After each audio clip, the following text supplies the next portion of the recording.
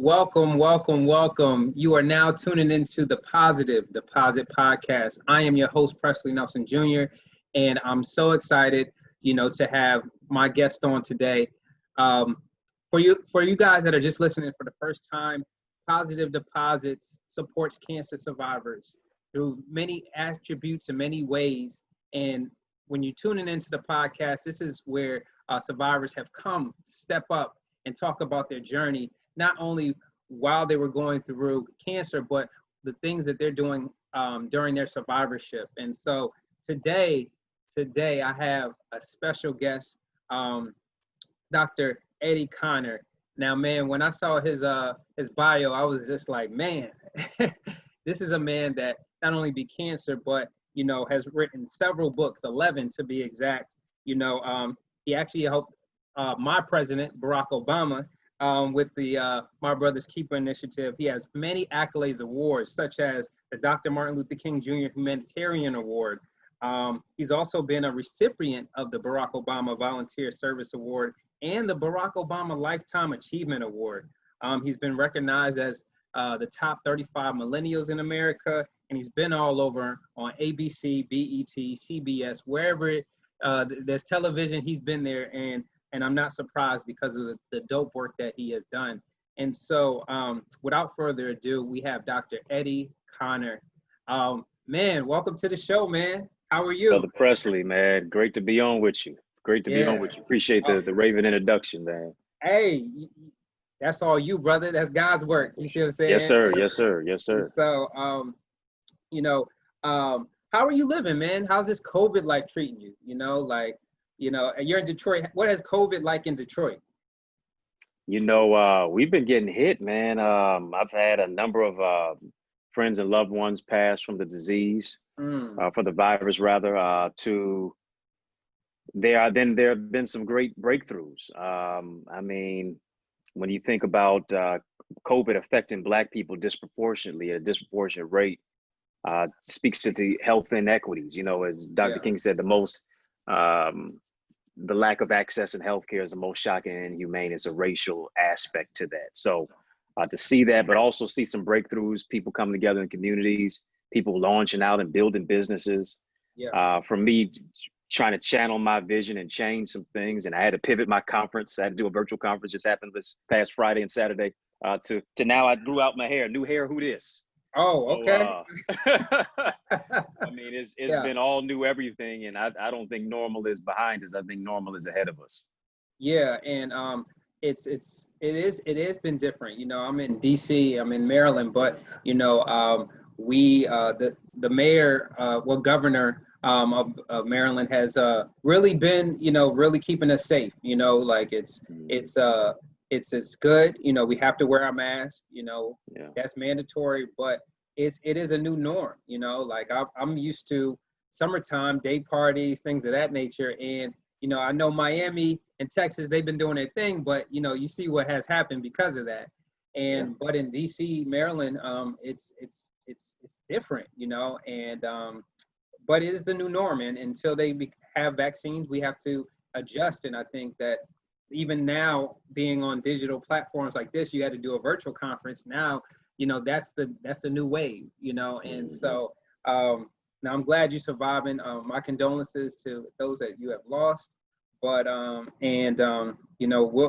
gonna keep on pushing. And so I'm so glad you are able to come on the show, man. And I want to talk to you because one thing about Positive Deposits, we have a platform called Courageous Conversations, and with that is just having this platform to allow cancer survivors to take that load off their chest, or just spread the knowledge about what most people don't understand, what it is to sit in the shoes of a cancer survivor. Now, I see that you're a survivor of stage 4. Is that lymphoma?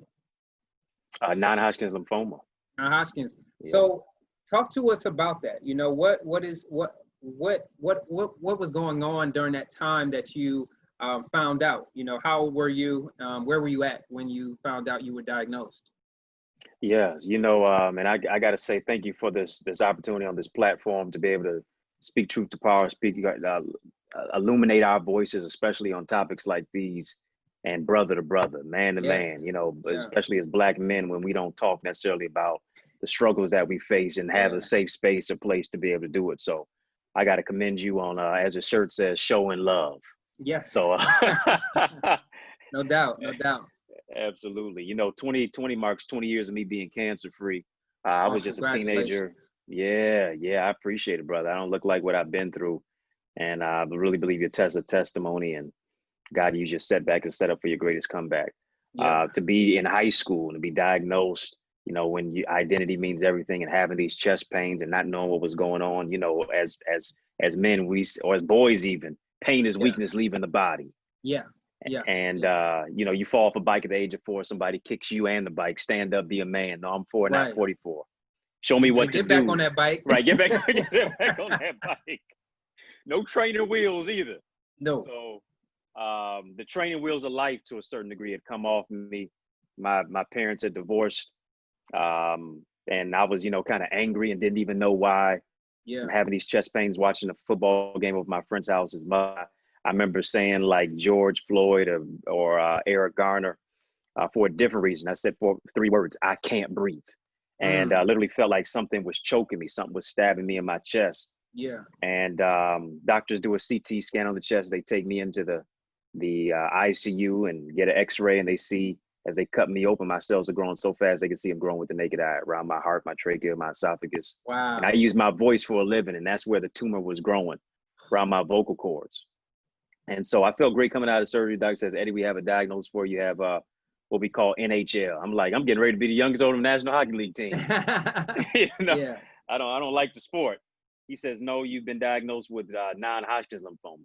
I'm like, Doc, my first language is Ebonics. I'm still trying to learn English. What do you mean?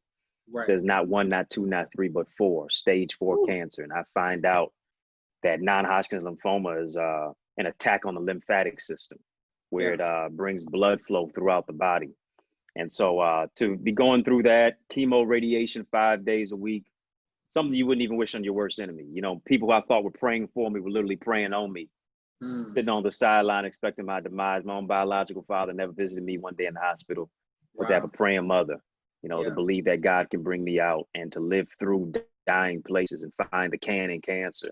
Yeah. That's nothing but the grace of God. So wow. Yeah. So what age, how old were you in high school when they told you?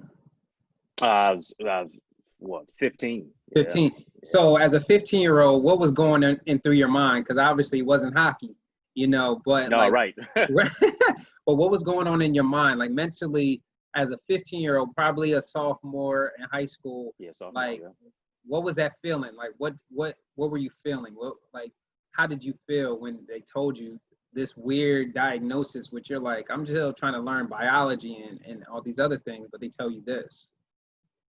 Yeah, you know, to be fighting for my life when I'm just beginning my life.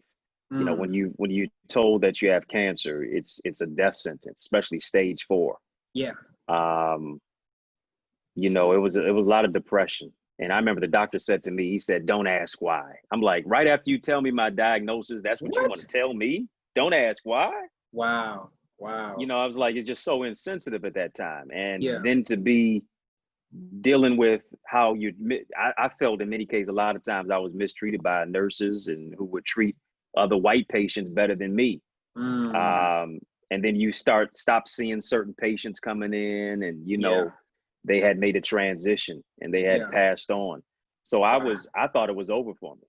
Wow. You know, I'm like, you know, you're not supposed to get cancer until you're 60, 70, 80 years of age. I'm like, why is this happening to me now? That's the first question I asked. Why me? Why me? Why me? You know? Yeah. So dealing with your own mortality is life changing, you know, as you know as well, you know, to be in this place where something you go through like that, you wouldn't even wish it on anybody else. Anybody. And I concur with you, not as a 15-year-old, but a 29-year-old approaching 30. And, you know, my grandmother and my aunt, they both passed of cancer. So that's the first experience with cancer. But for me, I'm about to turn 30. You're like, you know, you're approaching a milestone, and, you know, I was already out of college and things were going well, but, you know, to get that gut punch, You see what I'm saying? Yeah. That gut punch and all the stuff that I was watching on Grey's Anatomy, like, you know, Mhm. cancer mass, now it's happening to me. It's a shocker, you know, because you would never think you, out of all people, would deal with this 6-letter word. And so Yeah. I can only imagine you as a 15-year-old, you know, getting this news. That's heavy news. That's real heavy news, especially with stage 4. What was your treatment like? You know, like how many did you have to do radiation? Did you have to do chemotherapy? How was your treatment and throughout that journey?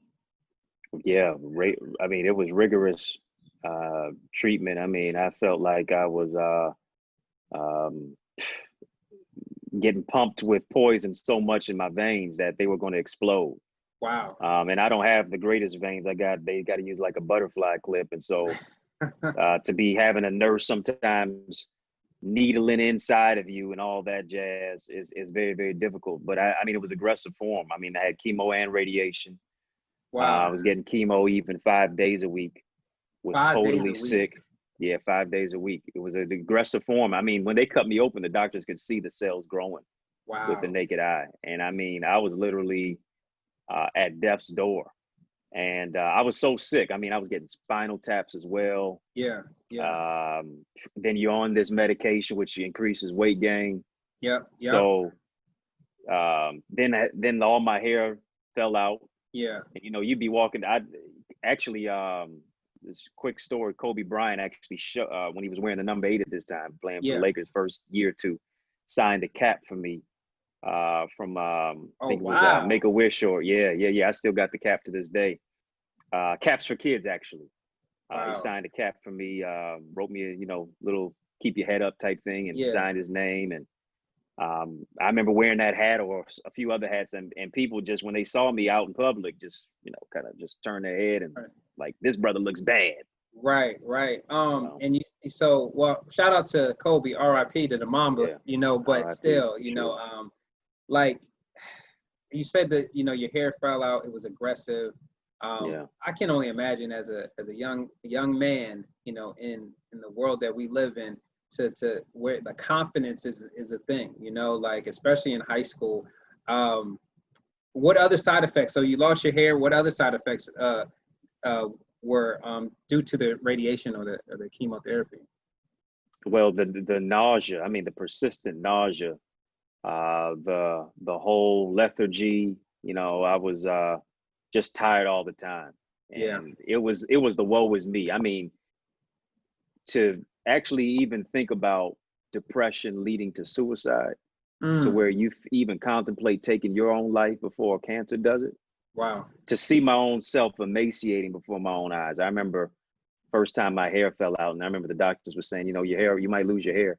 Yeah. First 2 weeks of the bout, you know, 3 weeks, like, oh, Yeah. my hair's still there. Right. You know, like it's not going to affect me. You know, Right. I'm not feeling the greatest. Right. And I think it was like week 3 or week 4. I wake up and I always wear the wave cap. You know, Yeah. you know how we do. Yeah, you gotta try to get the waves. You know what I mean? You know, I was still trying to keep my waves. I was like, hey, you know what? I might be struggling right now, but I'm gonna look good doing it. You Right. know Right. what I mean? I woke up one morning and, you know, just rub my hair a little bit. I'm like, Yeah. there's a couple. I see some hair follicles on my pillow. What? Yeah. I run into the bathroom. Yeah. I take the thing off and clumps of hair literally in my hands in the wave cap. I mean, I could probably count maybe 1 or 2 times I've cried like a river. Yeah. Yeah. I probably screamed. My mother could just hear me just bellowing. She came in and just hugged me. Yeah. You know, Yeah. I mean, I was it was a you know, earth-shaking moment right there. Yeah. Like, And, wow, I'm really in this fight now. man, you know, you talk about your mom and before I get into that, you know, your support system and having that support system, you know, if obviously your mom was there and did you have any other support from friends and family? You know, like how was that? You know, because I know support is everything. You know, support is the thing that can make or break, you know, what brothers like us have gone through. And so outside of your mom, who else was your support system? You know, my grandparents, of course, were there. My father being absent was very, very tough and difficult. And all I had was my mother. I mean, my mother's a 30-year retired educator. She Okay. would be coming home during her lunch break and just making sure that everything was fine. And, you know, just whether it's playing healing tapes at my bedside, of just telling me, you know what, everybody gets knocked down, but a knockdown is not a knockout unless you stay down. You know, just That's giving me that powerful. motivation, that inspiration. Yeah. Yeah, to get back up again. And you know, without her, no way, shape, or form would I have made it, because I wanted to give up. She told me I wasn't leaving.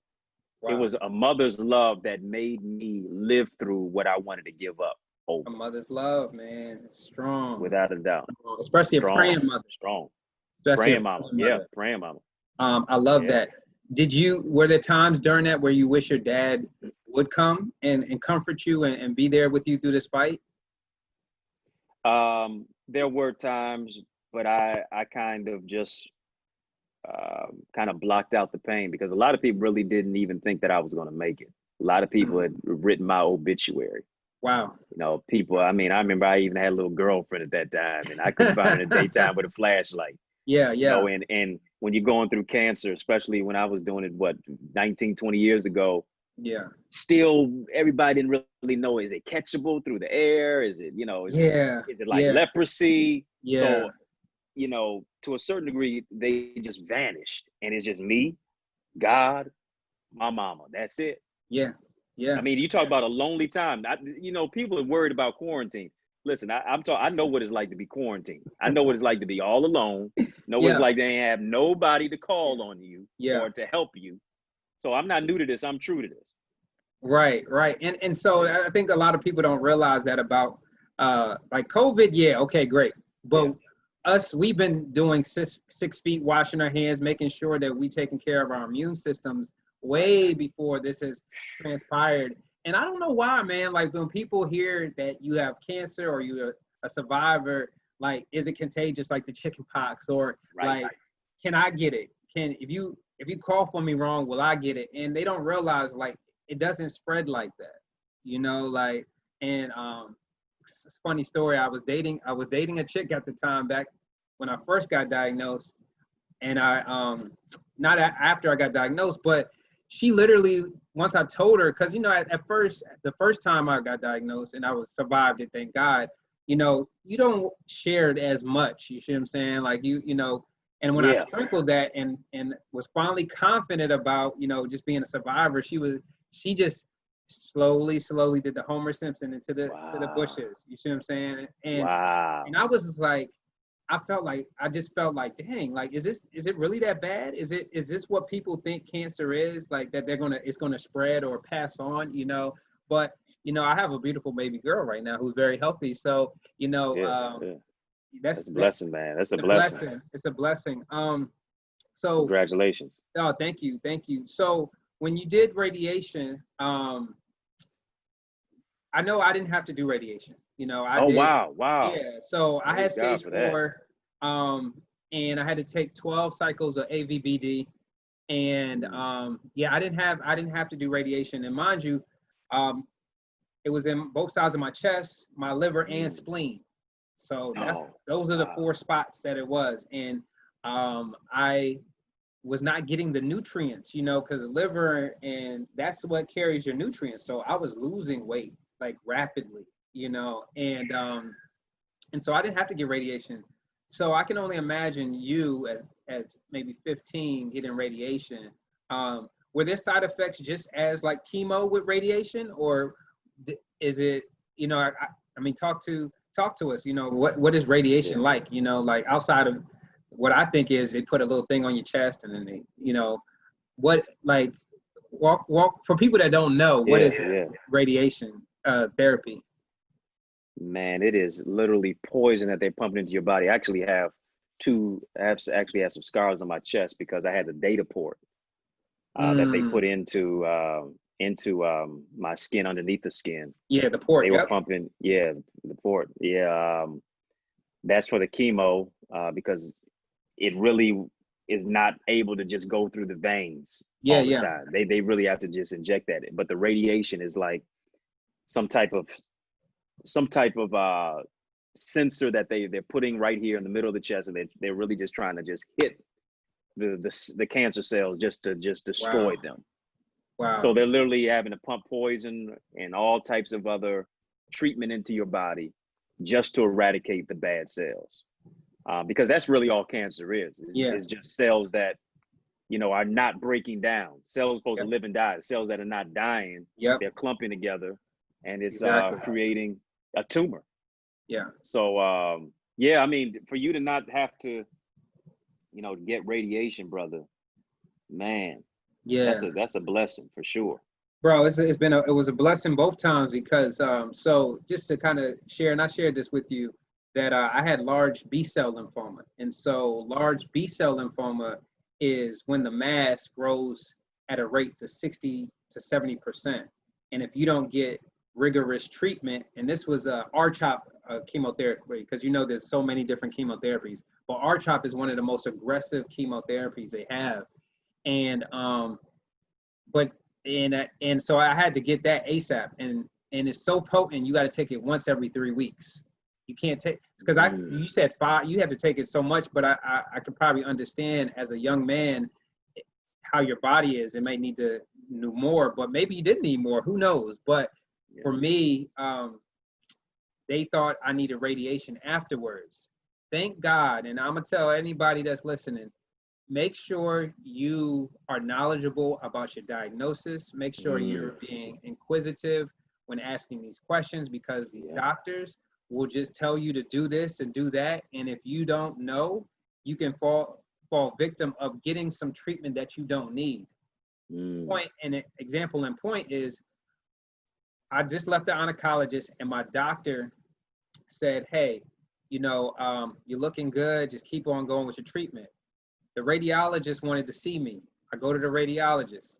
The radiologist lied and said, What? hey, yes, he said, we need to get you radiation. You know, this is very aggressive. We need to treat you. I said to the doctor, and I'm like, well, I just left the doctor's office and he didn't say nothing about radiation. No, I talked to your doctor. And so when that's where I was just like, you just trying to get a check, brother. Yeah, exactly. Right. And he Wow. was of African descent, and he was so adamant. 2 weeks later, brother, I lie to you not, my oncologist called me. He said, yo, I'm so glad that you did not get radiation started, conform to it. There was an article that came out that about my diagnoses. If I would have got radiation, I would have had heart damage. Oh my goodness. What? So it's very important that you understand your diagnoses. Don't ever just say, okay, it's whatever. The doctor, Right. you know, and to what you said earlier, they do you know, they judge you. They look at you like, all right, just another number, another patient. And sometimes you do get less treatment than the other people, you know, other Yeah, white exactly. folks. They're like, that's real. And so Yeah. so now let's transition. So you graduated high school, you went to college, and you kind of pursued, you know, the education piece. Like, how was survivorship after, going through what you went through, man? Survivorship was daunting task to say the least. You know, I really didn't even want to share it with anybody about what I had gone through. Wow. You know, it's, you know, the stigma regarding it and surrounding it was definitely difficult. I remember even my guidance counselor told me, you know, you're not gonna go to college. Don't even think about community college. Pick up a trade. You know, yeah, my favorite two classes in school were gym and lunch. You know, one chase the girls in the gym, sit down to eat with them at Hey. lunch. But I mean, beating cancer and then being told, especially I was on the homebound program, Yeah. I couldn't even attend school for about a year. And so catching up on classes and still being able to graduate with my class on time was a blessing. And then getting a $5,000 scholarship from an anonymous donor. Still to this day, I don't know who it was. Wow. Thank you for the blessing. Yeah, thank you. Yes, please. Thank you again. I don't know who you are, but I appreciate you. Appreciate who you are. I don't know who you are, but I appreciate who you are. Right. So to then go to college and, go into education, say, all right, I want to give back to the next generation. Yeah. And I just began sharing my story. I connected with the American Cancer Society, connected with other cancer organizations, was speaking out on campus about overcoming obstacles and even letting people know, hey, you know what? Yeah, I've been through this. And people, shocked and surprised, I'm sure, as well as you share your story. Oh, man. That we beat the odds. We don't look like what we've been through. Trust, I don't look like I'm about to be 38 in 2 months, brother. So no, not at all, brother. I need to card you. Give me some ID. Black don't crack. You don't. Yeah. So it's amazing that you turn something that is looked down upon into testimony and blessings to encourage. You can beat the odds and obstacles. And so, you host a conference, the Vision Summit. What is that? What is the Vision Summit? And was that something that you created through overcoming this and overcoming college and things of that nature? What is the Vision Summit?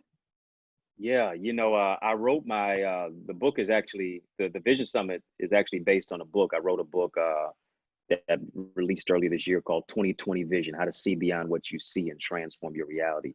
Little did I know we would be kind of living through what I was writing about, having to forsake the familiar.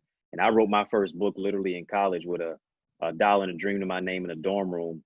Yeah. And out of all the books that I've written, this conference was birthed out of that, focusing on education, empowerment, and entrepreneurship, really giving redress to many of the inequities and the issues that us as Black people especially are dealing with in our communities, but also just anybody who has a vision, trying to merge that together, moving from furlough to financial stability, delving into the community, ministry, media, marketplace, all of those specific ancillary aspects, and not just having a segment, but bringing it all together in once. And so we had authors, we had entrepreneurs, we had film producers, we had ministers, we had community developers. We had about 20 speakers in 2 days. Wow. So it was a rather daunting task to pivot because we had it in a physical location. We were inviting everybody to Detroit, and then now to have to move it to a different platform. That's really what it takes is vision. Yeah. Vision is not for life when it's comfortable. Vision is needed and necessary when life is most uncomfortable. And so, that's where it is. And see, that's the blessing of cancer. That's how I see it, is that after we defeat this thing called death, this thing that is the most hated blind date ever, Ooh. Yeah, that's in my book. You'll read about that. It's a blind date that from hell, we're able to do dope things like a Vision Summit, I'm starting a nonprofit that helps support cancer survivors of all walks, you'll be able to be with the president, the best president, you see what I'm saying? Yes. And be able to, share that vision and inspiration to brothers. And I think that we're superheroes, man. We are superheroes. Wow. That people look down upon sometimes because they're afraid of it. But with accolades and achievements such as what you've done, brother, I commend you for pushing through. You know what I mean? Where'd you go to school, if you don't mind me asking? Yeah, I went to Eastern Michigan University, then Marygrove, back to doing some work with EMU again, and then went to seminary as well. And so seminary, like are you a preacher? Yeah, I do that. Yeah. Oh, okay. hey, okay. Yeah. I just had a virtual preaching engagement this past Sunday. Wow. So, do you preach at a church? Yeah, I preach at my local church, but also preach around other churches that I'm invited to. And I'm always interweaving, how God brought healing and deliverance to me through cancer, through overcoming that cancer. Your testimony and, what scriptures say, we overcame by the blood of the Lamb, by the word of our testimony. So, being able to put the blood on it and the word as well, man, is a blessing. I don't know. You might have to be positive deposits chaplain, brother. I might, hey, we need prayer is strong, man. I mean, absolutely. Like, I'm gonna be tapping on you like, hey, we need you. You know, we would love for you to not only bless us, but also, you know, have a word. I'm with you, bro. I'm with you. Okay, all right. I love it. I love it, and I'm glad that you, you know, have a strong sense of faith. Now, let's talk about faith. Was your faith? How was your faith coming up? You know what I mean? Like, did it get stronger? You know, because of cancer, or you know, your mom kind of introduced you to the Lord, and you know, and especially prayer. Like, how's your faith gotten even more stronger since, you know, like you were, you know, you went through and finished up and Totally stronger. You know, as much as my mother helped me to overcome cancer, I actually had to fight it, you know, by myself yeah, and with God, and dig into, you know, the faith and the power that he placed on the inside of me. I remember being in church and, you know, being a minister's kid and listening right, during testimony service. You see them old mothers get up. I want to thank and praise the Lord because he's right, been good right. to me, da, da, da, da, da. And I remember sitting in the pews in the back. I'm like, you know, and I'm looking at the finest girls still. You know, I mean, and I remember sitting in the pews in the back. I'm like, I don't have no testimony other than, you know, I got clothes on my back, shoes on my Right. feet, food on the table. I said, okay, I woke up today. That's a blessing. That's a testimony. Yeah, But I didn't yeah. have one of them everybody shouting type of testimony. Right. And I remember going through cancer and coming out of it, and you know, your faith is tested. I mean, I really had to really stretch my faith and pray harder than ever before, and believe that God could bring me out better, bigger and better than ever Yeah, before. And I remember hearing, you know, just the Lord say to me coming out of it, now you got a testimony. yeah. Ooh, You know what I mean? yeah, Yeah, you had to go through some ugly stuff, yeah. but you're going to shine brighter because you didn't stop going through, you grew through it. Grew through it. Yeah. Exactly. And it shows, brother. It shows, and you keep achieving and keep going. So you know, I asked you whether you were a Fresh Prince of Martin, you know, fan. And you know, you know, being from Detroit, you know, Martin was filmed in Detroit, you know, in Michigan. Yeah, man. And you know, I know you said that Fresh Prince is your thing, but I got to give it back to your grassroots. So, you know, we're gonna take a little detour, and I'm gonna ask you some Martin trivia questions. And so the funny thing is I got little Martin trivia. You see what I'm saying? What? They got that? Bro, 1 through 5, season 1 through 5. I never heard that, man. I gotta look that up. You gotta look it up, bro. You gotta hit me to the game of where I'll I send you the go. link, man. Like, and it's dope. So I'm gonna ask you some trivia. We're gonna have a little bit of fun here. So this is season 1. So I'm sure you may have seen some type of Martin. So I'm just gonna pick random, you know, and it's multiple choice. So if you don't know it, then you know it's all good. So Hit me with that bruh man question. Just came for a sandwich. Or a sandwich.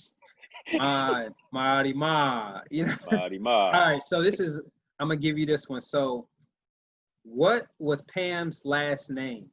All right, I'm gonna give you the multiple choice. Was it Jackson? Was it James? Was it Jameson? Or was it Johnson? Oh man. Say those names again. All right, what was Pam's last name? Jackson, James, Jameson, or Johnson? I'm gonna go with James. Unfortunately, no. It was Johnson. Oh. It was Johnson. Johnson. Okay. Oh, it's Johnson. Man. Pam Johnson. Okay. Here we go. All right. So this episode was Your Arms Are Too Short to Box with Martin. So this was in season 1. Tommy's new girlfriend, Shannon, has an ex-lover who won't let her go. What is the name of her ex-lover who was played by Bushwick Bill? Was it Trey, Ice-T, Mad Dog No Good, or Trey Trey? Trey. It was Trey. It was Trey. Man. All right. I'm 0 for 2 right now, man. 0 for 2. Yo, okay. What floor did bro man live on? You gotta give me some. All right. Some did he live on the first floor, the 7th floor, the 5th floor, or the 4th floor? 4th floor. The fifth floor. He always say he always put up the 4, but it was always on the fifth floor. He always put up the 4. I All thought right, it was. Yeah. this is you should be able to get this one, man. And then we got to jump back into it. All right. I'm gonna go to season 2. I'm gonna give you. We should be able to get this. Okay. What was Martin's girl's name? Gina. Gina. All right, here we go. Bob, this is from season 2. Bob from marketing, White Bob from marketing, said, Gina's out of control. I'm out of control. This whole damn blank is out of control. Is it place? Is it room? Is it party? Or is it shindig? Gina's out of control. I'm out of control. This whole damn blank is out of control. Place, room, or party? Or shindig? Shindig. It's party, man. All right. You know what? I'm going to be fair, Dr. Connor. Fresh Prince is my thing. Fresh Prince is your thing. So, Fresh Prince, Will Smith, need to come out with one of these games. So that way my mans can definitely, shine. But here nor there, man. It's so much I want to ask you, but we'll be here forever. And so I guess one of the things I want to ask you is that if you could tell your younger self, something, because of course, your younger self then didn't know what to deal with. What would you tell your younger self? What would you tell your younger self to prepare for cancer? Say you were the Flash and you was from the future and you were able to, go back. What would you tell your younger self? Yeah, I would give my younger self a kind of a heads up by telling myself there's going to be a dark period in your life. Around this certain time, whenever it happened. But out of the gloomy past, you'll be able to stand at last.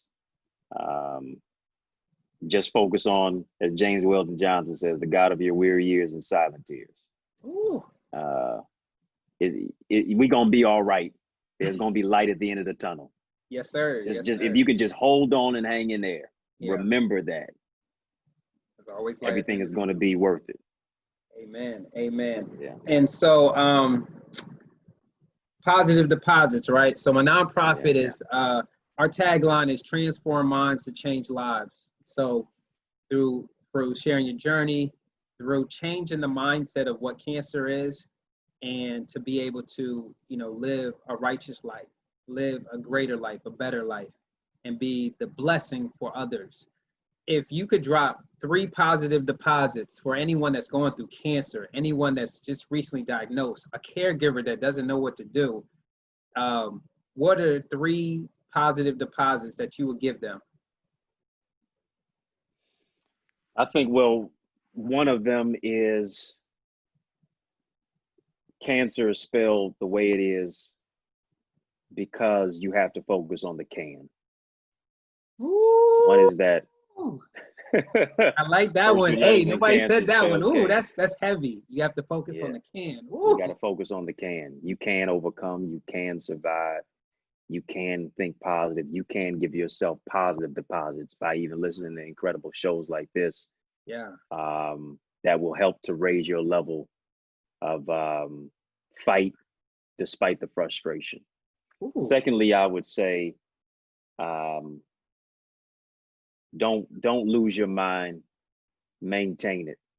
And mental health is going to be your wealth because you got to continue to feed yourself when everything else is trying to keep you dying of starvation. You got to feed your faith and starve your doubts mentally.